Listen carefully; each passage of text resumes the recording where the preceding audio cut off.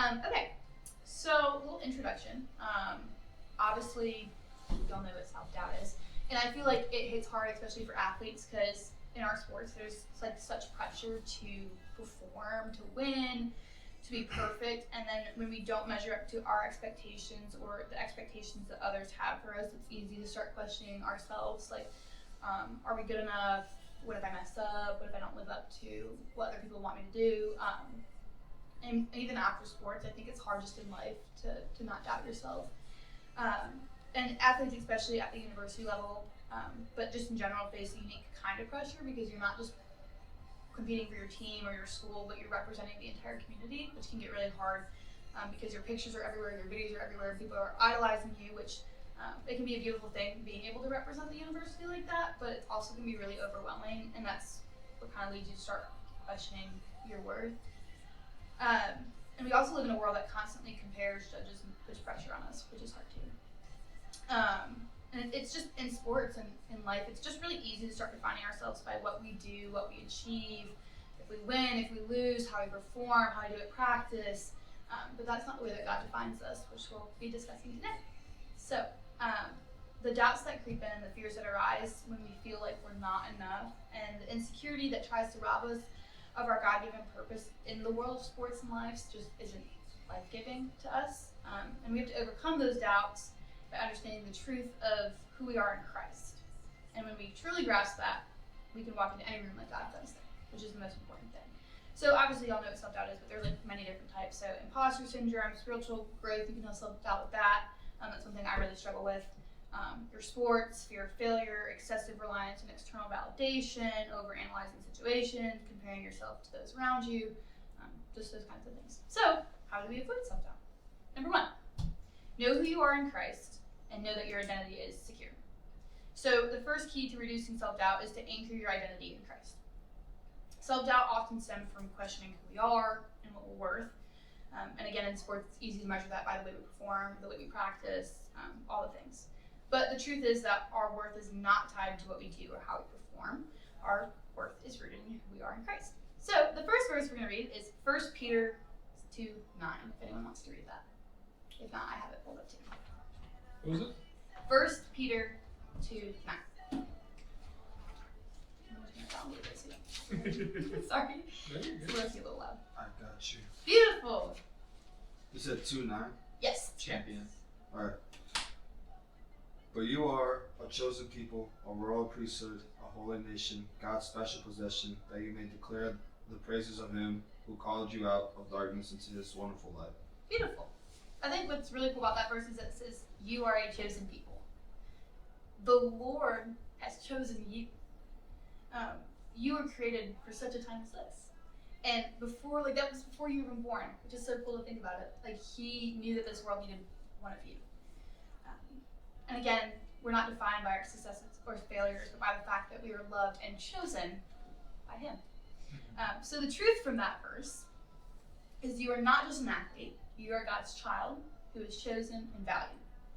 When your performance doesn't meet expectations, whether that's yours, your teammates, your coaches, your parents, whomever, or when you feel invisible, overlooked, remember your identity in Christ remains unshakable. You're not defined by your last game, your last run, your last meet. None of that matters. You're not defined by your performance status, your statistics, your PRs, none of that. You are chosen by God, special in his eyes, and part of his royal priesthood. When you walk into a locker room, you take the field, the mat, whatever it is, for your specific sport, or even just after sports, classrooms, your job, whatever, do not forget who you are. God has already declared you as valuable, and no performance, no practice, no failure that you might face can take that away and change that. And you are chosen, called, and equipped for every moment. So if you start to doubt yourself, remember that. Also remember that God is always for you. It says in Romans 8:31, if God is for us, who can be against us? Which is just really important to remember in life in general. So little action steps. Some of these are like a little cheesy, but I like them. So I was like, well, we'll keep them in. Spend time each day reflecting on your identity in Christ. Say to yourself, I am chosen, I am loved, and I am God's special possession. Let that truth center you before you step into any situation, whether it's on the field, mat, track, or just in life. So number 2 is trusting God's plan. Your purpose is greater than the game.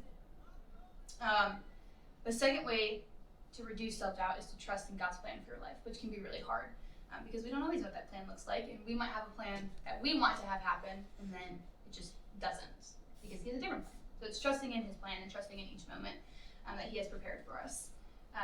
The truth is that God has a greater plan for us and one that extends beyond our sports. So the verse that we'll be reading for this little thing is Jeremiah 29:11.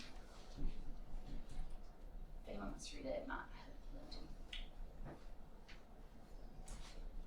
John, do you want to read it? I'm getting there. Okay. Yeah, it's further back. I saw you flipping.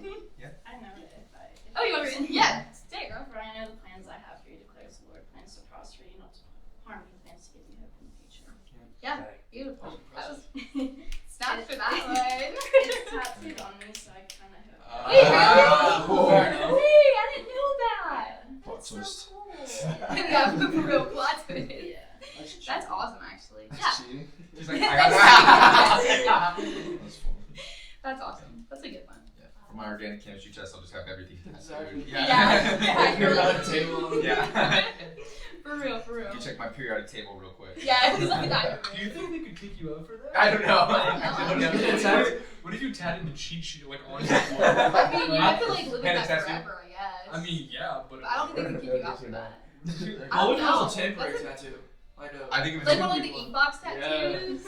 Yeah. Sorry. Wait. Sounds like a tangent. Yeah, that is really interesting though. Just So- Maybe I'll ask my professor what she would do. I'll come back next week with an answer for y'all. She'll be straight. She'll be like, no. Well, what am I gonna do? Yes. That dedication might just let you pass at that point. Yeah, for real. For real it is. Anyway, so this promise is not just for your time as an athlete. It's for your life after sports as well. Your purpose does not end when your sport ends, which is something that John can touch on a little bit more. But sorry not to We're go gonna out there. bust there. Not go out there. But I think it's important to remember that. So if you're a current athlete, one, your purpose goes beyond your score, your PR. Apply that to your sport. But your success or failure on the field, again, track, mat, whatever that looks like for you, it's a part of your story, which I know we touched on, I think in one of our other sessions. It's a part of the process that God is using to shape you, which is important to remember. If you're a retired athlete or you're not in your sport anymore, life after sports can feel uncertain.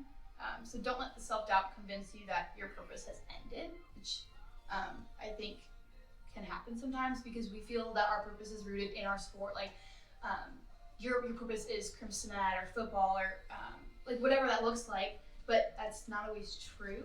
I think that our sports are a gift and God uses that gift to fuel your purpose, but even when your sport ends, that purpose doesn't end. It just, He finds a different medium to fuel your purpose through.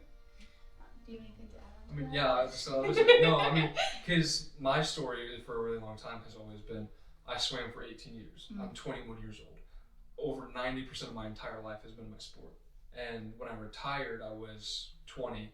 So even more than that, kind of just, that was the focus of everything that I was ever doing. Mm-hmm. And so it's very easy whenever that's where all your focus lies to turn the gift into the identity. Right. Instead of the gifter into the identity. Yeah. And it's very, you got to remember, like, it's your environment and your circumstances is not your identity. And that's where kind of that point one comes in. It's your identity is rooted in Christ. And if you forget that, then I think one of my favorite quotes that Joe ever said is, the world can never let you down if it wasn't holding you up in the first place. Yeah. The world will fail you. Yeah. And if you put all your hopes and identities in the world, you will fall. Yeah.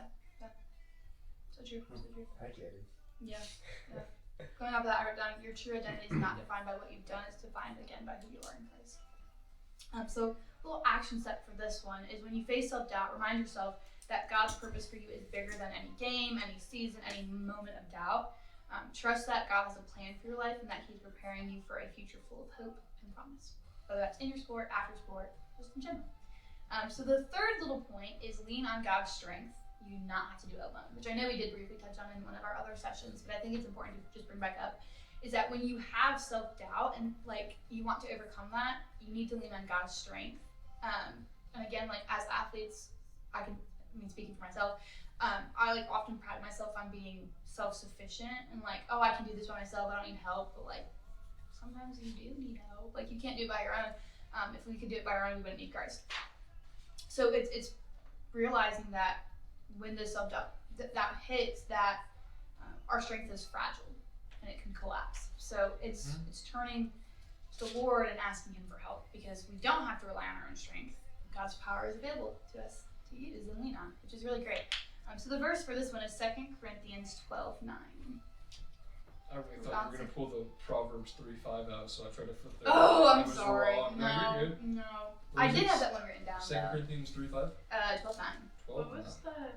What was the point? Oh, the point is lean on God's strength. You don't have to do it alone. I got you, girl. I got the verse. You wanna go ahead and read it? Beautiful. But he said to me, my grace is sufficient for you, for my power is made perfect in weakness. Therefore I will boast all the more gladly for my weakness, so that the power of Christ may rest upon me. Which is awesome. Like, just think about that. Like, you can boast in your weakness, and the Lord allows you to lean onto Him. So the truth from this point is, when we face self-doubt, it's a reminder that we cannot do everything in our own power. Again, if we could, we wouldn't need Christ. And that's again okay, because God's strength is made perfect in our weaknesses, which is really cool to think about. When we feel weak, we are actually in a position to experience God's strength in a way that we otherwise never would have. And when we face moments of self-doubt, God's grace meets us in those places. So a little action step for this one is, in moments of doubt, pray for God's strength. You can say, Lord, I can't do this on my own, but I trust that your grace is sufficient and I lean on your strength. Let go of the pressure to be perfect and allow God's power to work in and through you. So the 3 little key points, just to go back to, are: know who you are in Christ. Your identity is secure in Him, not in your performance. Trust in God's plan. Your purpose is bigger than the game, and God has a plan for your life. And then lean on God's strength. You don't have to do it alone. His power is made perfect in your weakness. So, little conclusion. As athletes, we all face moments of self-doubt. And like in life in general, we face moments of self-doubt. I mean, I face self-doubt in school, church. Like, it just is a part of life, which sucks. But like, again, it's those moments that God can work through you and work in your life, which is really important. And it's easy to let self-doubt make us feel small, like we don't belong, or that we're not worthy of like any opportunities presented before us. I'll be like quite honest, I get that way sometimes at church. I didn't grow up in a church background, and so when I see people doing really awesome things and the Lord working through them, I'm like, ooh, like I can't do that. I start doubting like the Lord working in my life. And it's in those moments that I feel small and feel like I don't belong. And it's like, that's not true, because the Lord's working in all of us, just in different ways. Again, self-doubt does not have the final say. God does. You were made for a purpose. And what's, again, really cool is that the Lord gave you good works to do before you were born. So, like, He created you to bring purpose into this world. No one's purpose looks the same, so it's realizing that you can't compare yourself to the person sitting next to you. That's only going to lead you to doubting yourself more, and your stories are going to be different. So when we ground ourselves in the truth of who we are in Christ, trust that He's a greater plan for us, and lean on His strength, because then we can walk through every season of life with confidence. And this is something that I've been talking a lot about recently, like with people at church, people in my life, is you want to be able to walk into every room, into the field, the court, the track, every season of life that you walk through, like God sent you there. The Lord put you there for a reason. You can't walk into a room like feeling unconfident, because the Lord had you walk into that room for a reason, whether that's to touch someone's life, to experience something in your own life. Like, there's a reason that you're there, so it's believing in that, and that's going to help you lead to less self-doubt as well, because the Lord did send you there, and He's equipped you to handle whatever comes your way. So that's a little message for tonight. Do you have any questions? That's awesome. I was gonna say, what is what was it? It was like boasting in your weakness. Yeah. Does that mean like being proud and being weak, or like being vulnerable? I think it like depends on how you interpret it. How do you interpret? How do you? Yeah, so I see it a lot, especially in I think it's kind of Philippians 4:13, but also Philippians 4 just in general. That's where we get the verse. I'm gonna forget it, which is like it's like the biggest verse in the Bible. What is it? Oh, it is. Oh, come on. No pressure. Come on. I know. That's what's getting me. Huh? John 3:16. No, Philippians 4:13. I can do all things through Christ who gives me strength. That one. Yes. The precedent to that is a list of circumstantial things. It's like a range. It's in weakness and in strength, in being hungry and being fed, and being poor and being rich. And the direct translation is, I can do all of this for Christ who gives me strength. So it's not necessarily being like, I'm weaker than you, so I'm better. It's, I'm weak, and so I need God. And because I need God, I get to show glory to Him. Yeah. So it's not, I'm boasting in my weakness. It's, I'm weak, so I get to boast in Christ. Yeah. It's being able to lean on Him, and that's where your pride comes from, not from yourself, but in God. Yeah. I think Paul writes, the only thing I'll ever boast about is God and my weakness.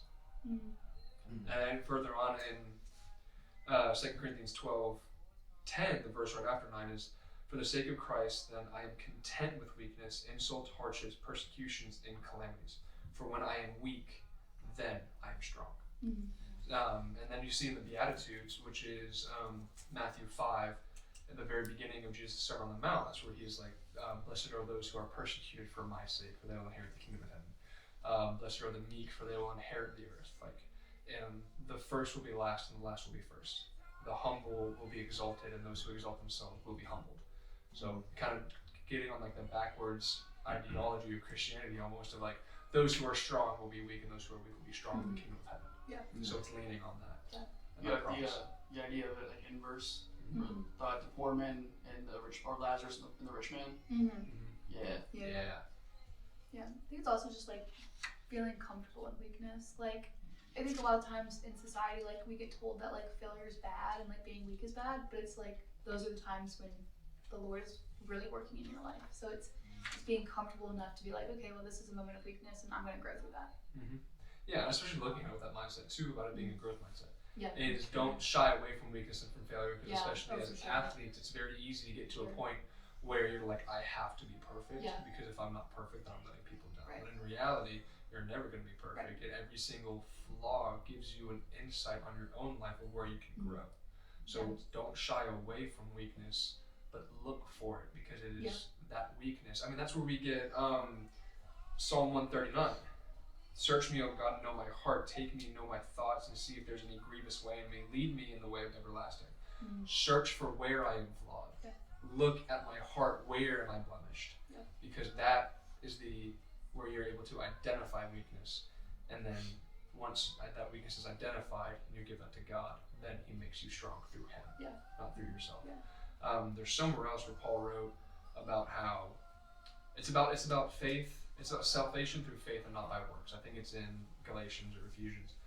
And the whole point he pretty much makes is, if this was a faith in works, a man could boast in his flesh. But because this is a salvation of faith, no man can boast, for it was nothing that he did for himself, but what God did for him.